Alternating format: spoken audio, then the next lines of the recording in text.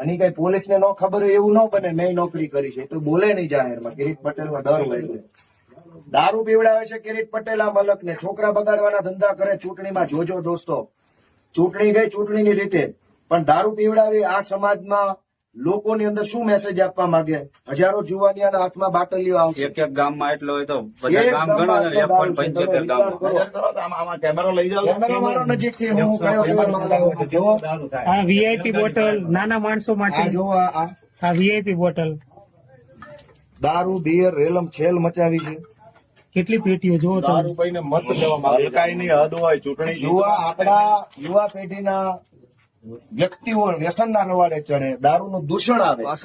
આ દારૂ કિરીટ પટેલે મંગાવેલો દારૂ છે અને ભાજપના હોદ્દેદારની વાડીમાં છે આ દારૂ. કેવો ચેતન મહેતર, દિનેશ મહેતરના કાકાના વાડીએ છે આ દારૂ. અમે પકડ્યો છે, પોલીસ નથી, ભાઈ ટાઈમે નથી. દોસ્તો ન્યાય નિર્ણય તમે કરજો.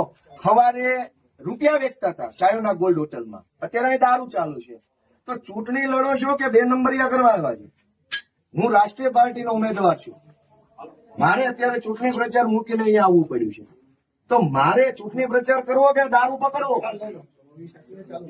હાલો ભાઈ,